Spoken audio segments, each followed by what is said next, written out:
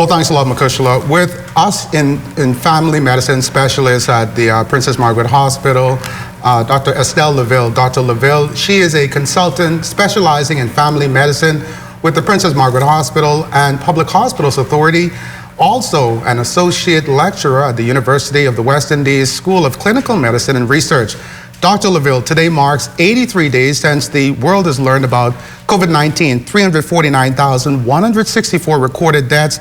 Out of that, minimal effects in some regards to children, as a majority of cases being with adults. Now, according to the Center for Disease Control in the United States, children are not at higher risk based on available evidence, and children do not appear to be at higher risk for COVID-19 than adults. While some children and infants have been sick with COVID-19, adults make up most of the known cases to date.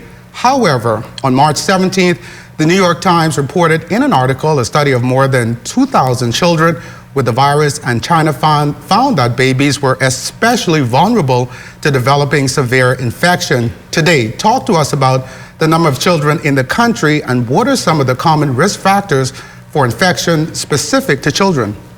Okay, thank you.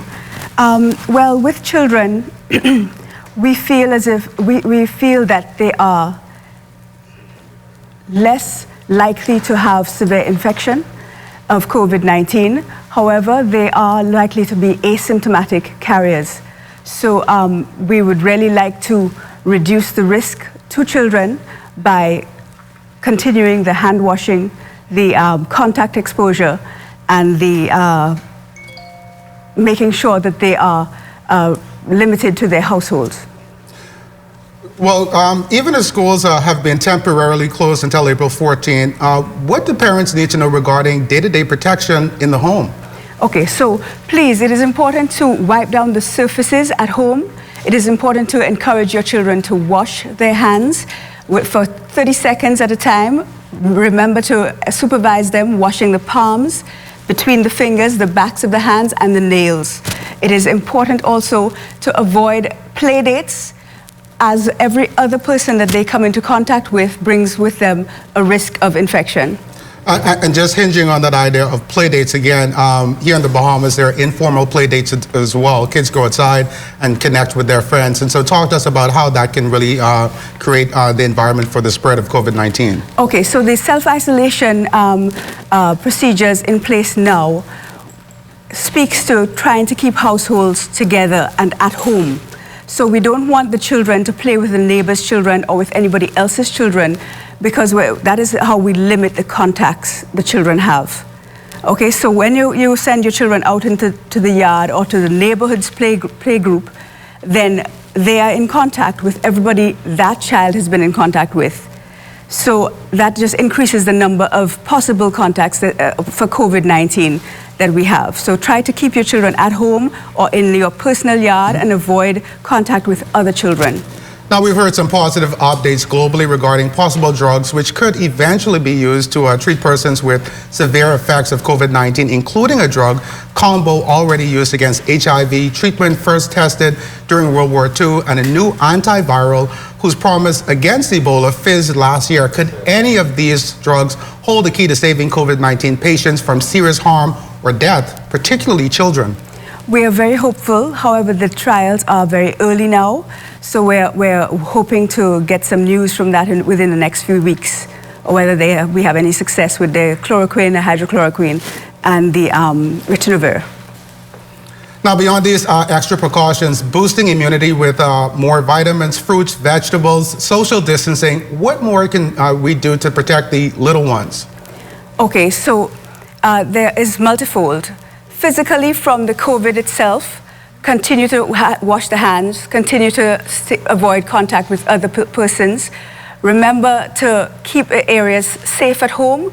They're going to need regular snacks since they're at home. They're going to need to continue their studies, and they're also going to need to have one-on-one contact with the parents and other members of the family to make sure that they're well balanced. Now, over the weekend, of course, we know that several families were out and about to various beaches. Any concerns there? Okay, I don't have a problem with going to the beach or to the playground, but the thing is we need to keep them away from other children. So if there's a crowd at the playground, then I would stay away from the crowd. And finally, the psychological impact, an important element to all. First Dorian, then school closures, the threat of COVID, contracting a deadly virus. How do we maintain balance among children? Okay, I think it's important for us, the adults, to set an example. So I think at this time, if we limit the exposure to the media and social media to the reputable sites, try to switch off the news occasionally so that you can have some one-on-one interaction with your child. Try to play games in terms of board games or other games at home to keep the children occupied and safe, and show them that the family is still a strong unit that gives them a basis for which to thrive. Excellent information there. Any final words? Yes, please remember also when you're letting persons into your home, try to have them wash their hands. Try to avoid too many people as adults. As we come back home, we introduce these germs to our home, so please wash your hands as soon as you enter your house. Wash things like your telephones, your screens, your tablets, wipe them off with alcohol or disinfectant wipes periodically throughout the day, and have the children cover their coughs and colds with their tissue and wash their hands afterwards, or the inside of the elbow.